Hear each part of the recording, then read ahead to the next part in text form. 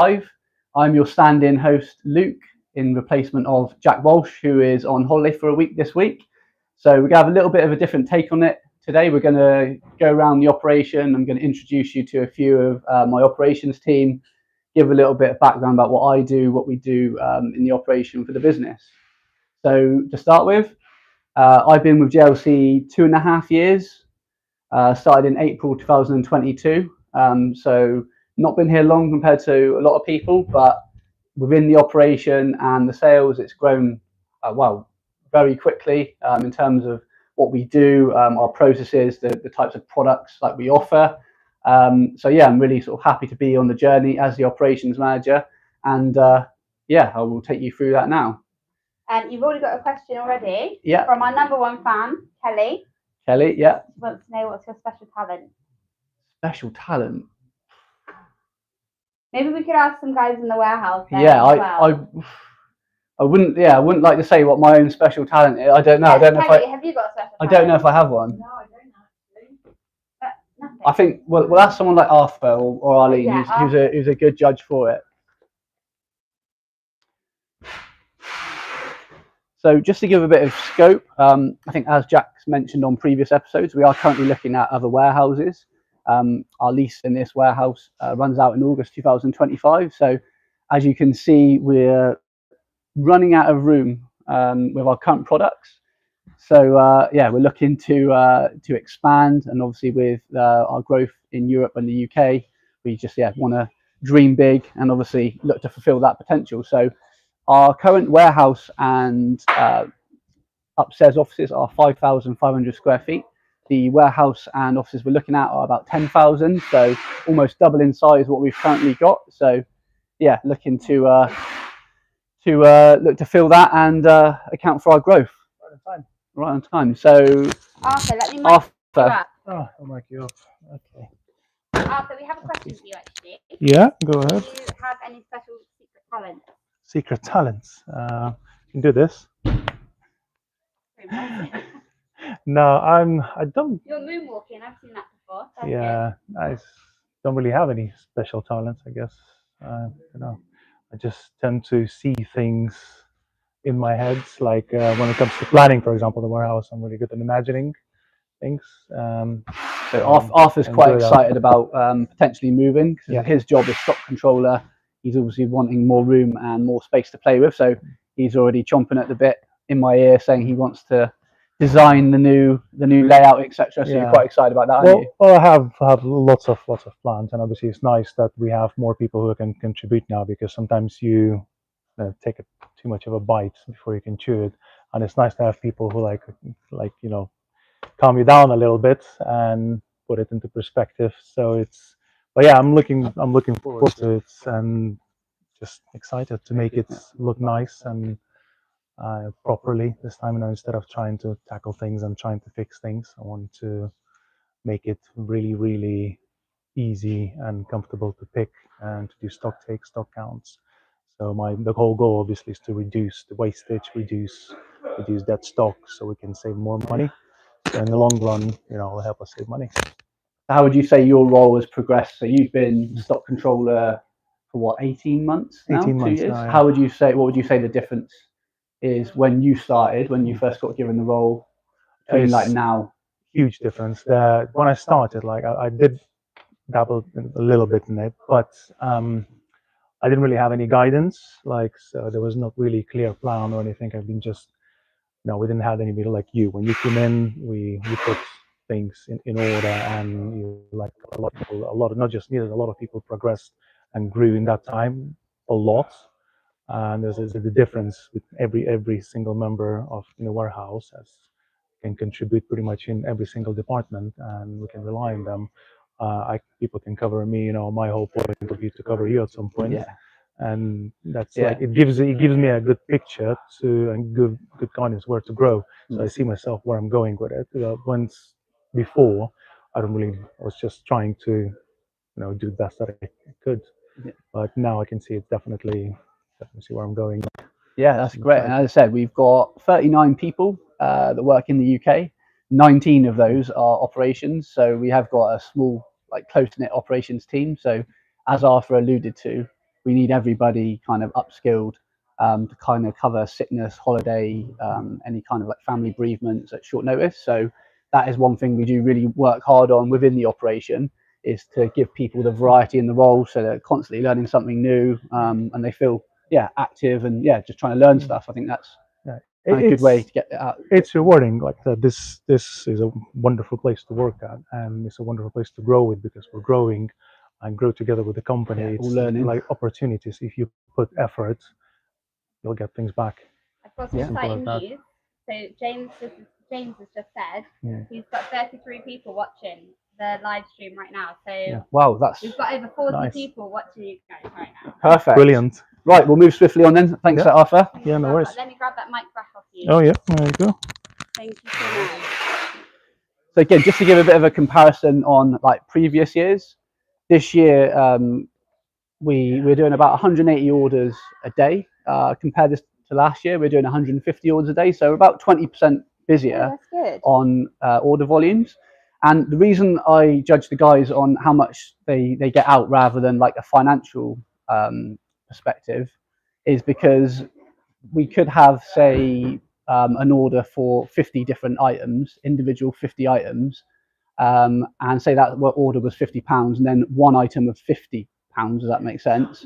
Then actually we have to process the 50 order 50 times through processing to actually pick 50 different orders, and then obviously tracking. We actually have 50 different jobs to do rather than say one product to £50.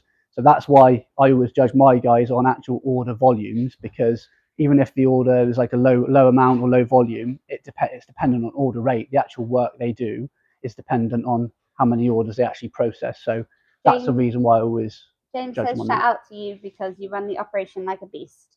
Brilliant. Thanks very much, James. And we've got another question. Kelly would like to know, how do you people manage with such a big team?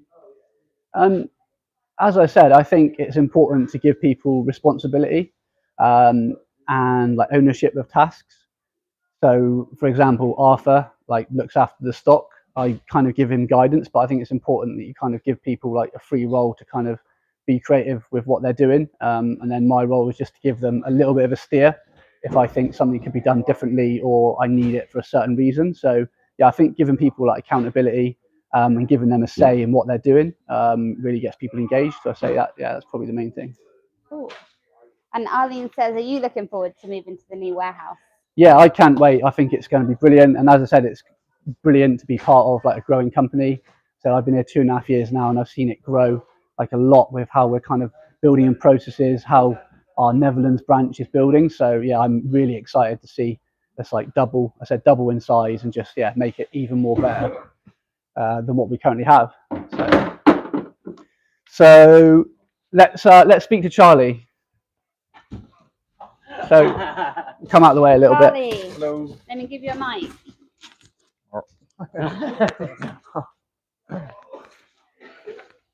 Hello. So it's all well and good that we do 20% more orders, but what we really focus on in the last kind of year or so is we want to make sure the quality of orders that we're sending out are good for the customers. We don't make mistakes. We send them the right item first time, on time, correctly. So Charlie is championing with Paul, who's not on the camera at the moment. He's championing our what we call our error tracker, where he looks at any mistakes. He feeds back to me once a week how we're doing, and he also then works with the team to actually fix those mistakes and try and develop any trends. So do you want to say how you contribute to that, Charlie? So the error sheet is pretty much, it's me and Paul look at the errors, and if there's like errors that are the same and we keep messing, like sending that wrong, we'll go sort it out, get back to Luke. And what could the reason? What's an example of like a reoccurring error that you might have that would need to be sometimes fixed? With our A9 Plus Wolverines and A9 8.7 Wolverines, the code's pretty much the same. We have to get the code changed and move the products to a different area so they don't pick from the same area. Yeah, that makes sense. So if like we have two similar products, say like the A9 and the A9 Plus, then they would then go to Arthur and say, right, we've got two similar products in a similar location here.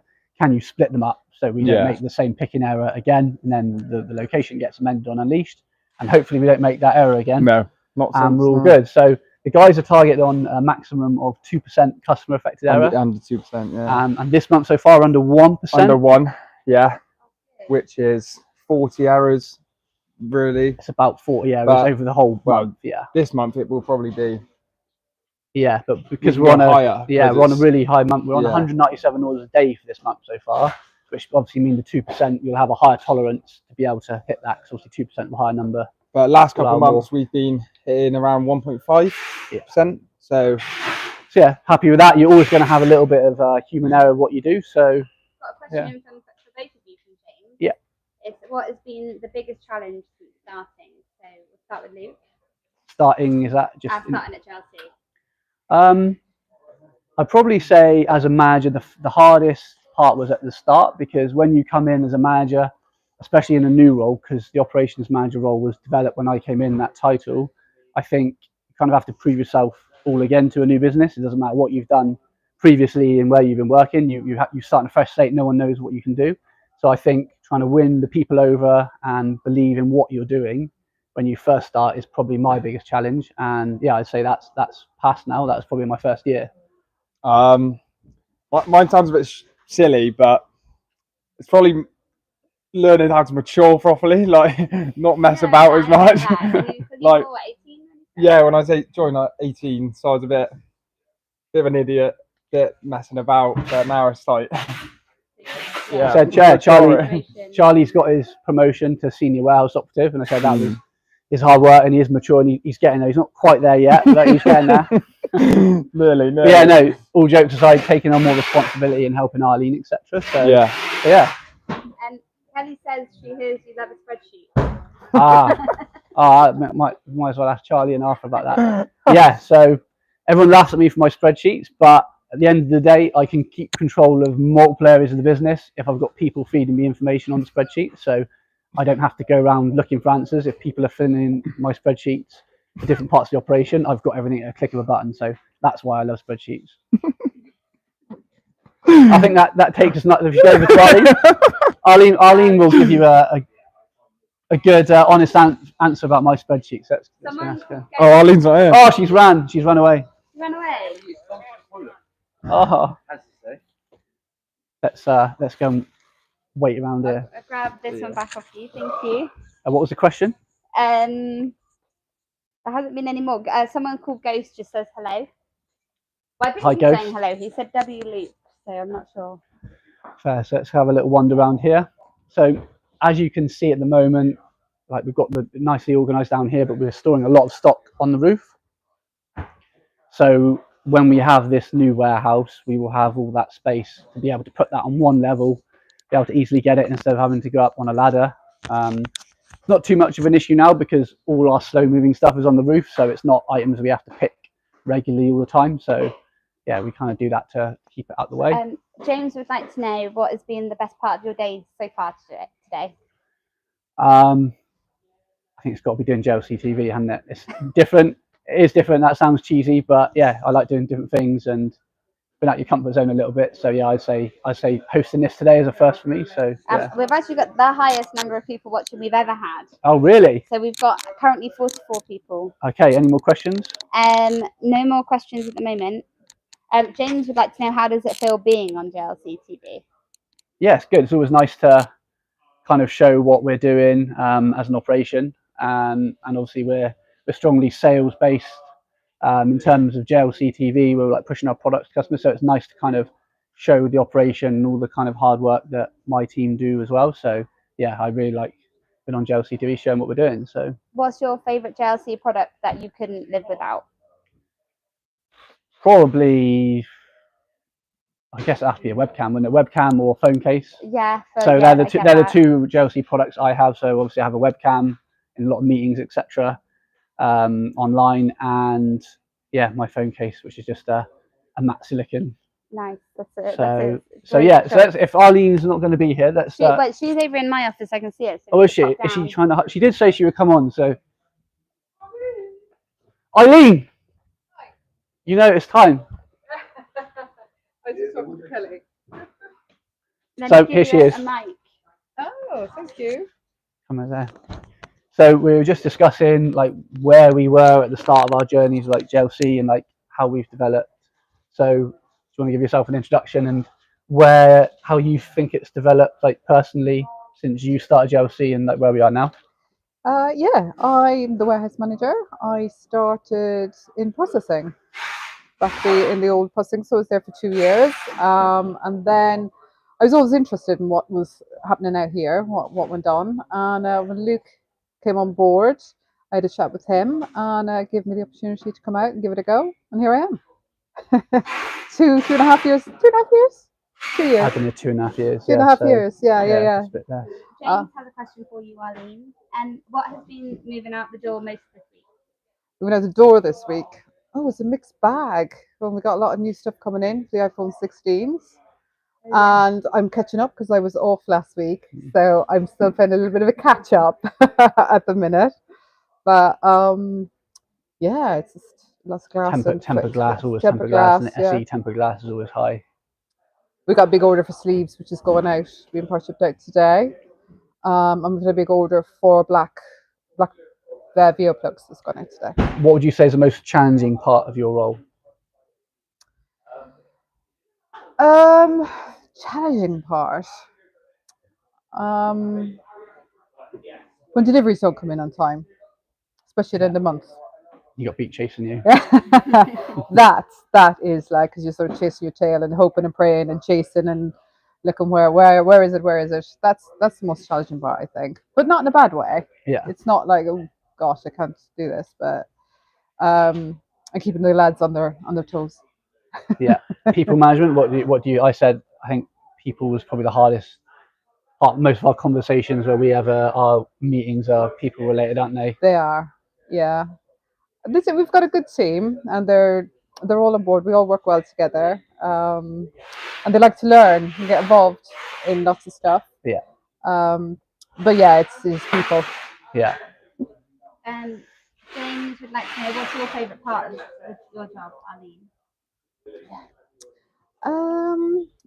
I do like what I do for Beak and Barry.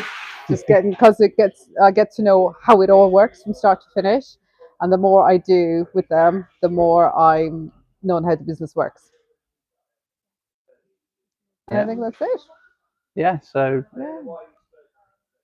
But yeah, they're a crazy lot. They're behaving themselves today because they know you've got the camera on them. Yeah, they are being well behaved today. But I think I'd say it's a pretty fair assessment. Everyone does enjoy working here, don't they?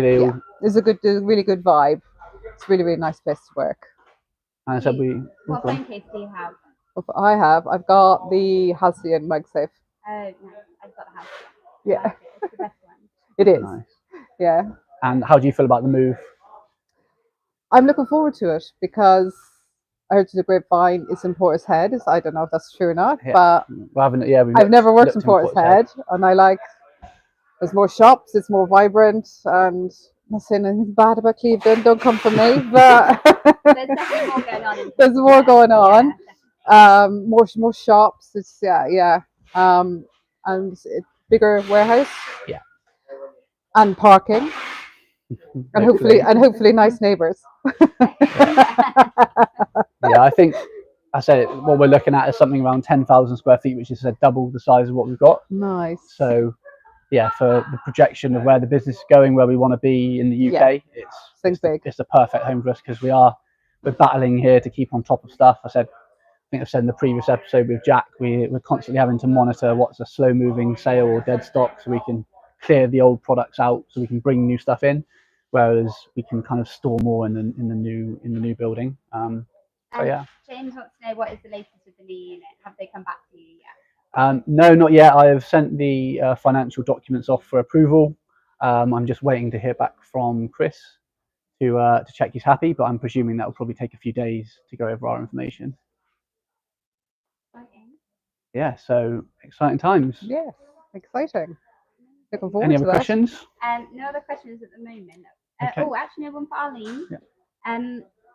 How has your role progressed? I guess you kind of covered that a little bit already, but yeah, I started 4 years ago in processing with Mandy and Barry. You coming on? And then I done a little bit of here and there throughout with Benji up in purchasing, and then I come out here, now warehouse manager. So yeah. Kat's going to come and say hello. Only a little one. So yeah, do a swap. Oh, that's right. Oh no. Oh, thanks. Thanks, guys. Thanks. This is very unusual. You'll see me on here. Yeah. I'm quite a nervous person. Don't really turn myself onto a live ever so often. So yeah, So a bit awkward. yeah, Kat leads our logistics team. So there's 3 people, including Kat, in the logistics office. She has a really important job of obviously keeping the customers happy. I do get a lot of feedback that they always respond promptly and always going above and beyond to help. So really pleased with the job that they do in there. To be honest, in the 2.5 years I've been here, we've probably had the most turnover in logistics for one reason or another. It's a tough game. Yeah. It's a tough game. You've got to be quite resilient in there. It can sometimes feel like you're getting a lot of the negativity, but actually it's not a bad thing, because the way I like to look at it is that we like to fix problems. Yeah, And if there is a problem, that we look to make everything better again. So it can be tricky, and you need to have quite a strong head on you to be able to work in there, I think. And Yeah. I think that's one of the challenges that we faced, and that's why we've had a potentially quite high turnover in there. I think it's quite hard to actually learn, because with like a warehouse you can have an actual process and like a manual, and what me and Kat have worked on, because we realized we were losing, like, I wouldn't say really high, but we were turning over more than we were in any other department. We were like, right, how can we stop this and actually make it easier for people when they come in? So we have like a manual now for logistics, but there's so many different scenarios. It's hard to just have a one like playbook, isn't it, for logistics? Yeah, there's a lot. You're always learning. There's different scenarios all the time. There's always variables, and there's not a playbook to work from every day of the week. The variables are vast, and as I say, we try and work with our customers instead of working against them. So the aim of the game for us is that if there's something that we can do to facilitate and help, that's what we try and do in there. But yeah, it can be tricky, and it's very difficult to, in some ways, train somebody up when they come in new. And that's why we've worked really hard on the manuals to get processes in place and to follow those through as well. Yeah. Whilst kind of like adapting as we go. Yeah, really. So there's only so much you can do. Yeah. And like with the guys in the warehouse, we can see like how many orders they're shipping each day, and they get judged on their 2% target. But for logistics, it's quite hard to gauge, because theirs is like just emails coming in and complaints. Yeah, it's very hard to target us. And it could take half an hour to solve one customer query where they have to go around all departments to find the answers. Whereas another one, it might take them 2 minutes. Yes, it could take them 30 minutes to solve one email, or 2 minutes to solve another. So you can't really, there's not really any. It's very difficult to. We've thought about implementing KPIs and targets and things like that, but as we were saying, it's very difficult. The parameters of which we work can change within a minute. You could be sat on 5 emails in 1 second, and then 2 minutes later you could have 15, 20, 30. And every day is different in there. Every day is different. So yeah, there's nothing really that you can't sit and you can't structure your day. Yeah. It's you work with what you get. Yeah, I guess you never know what you're going to get in the inbox in the morning. No, exactly. Yeah, you don't know what you're going to be faced with at 8 o'clock. And that's it. But I said we've got a really good team in there. We've got 3 of them in there. And I said, just touched on it earlier, we have different people mucking in on different sections. So we have different people helping in logistics, and also as well, Kat will help like solve queries. So she'll work closely with Arthur on stock control. So if there's been a problem with an order and it's been mispicked, or the order's been sent with the wrong specification, then Kat will also work closely with Arthur to make sure the new location's correctly amended, and it makes it easy for the guys to pick and pack, and we don't hopefully get the same error in future. No, and we're the ones that put the errors on the spreadsheet that Charlie was referencing earlier. So of course we're the ones who see the problems, we're the ones who log the errors, and that's where Charlie and Arthur come in and they act upon it. So the aim is that we can improve the process, and that we can improve the way that we work. So the happier our customers are, the happier we are. So it's and also the less mistakes, the less interactions, the more time you actually have to focus on other things. So yeah, we're just always trying to improve and drive that down, aren't we? Yeah. So, perfect. Any more questions? No more questions. We're at 25 minutes now, so we can Okay. wrap up. Is that a wrap? Yeah. Okay. Nice one. Well, thanks everyone. Thank you. Nice one. Thanks, guys.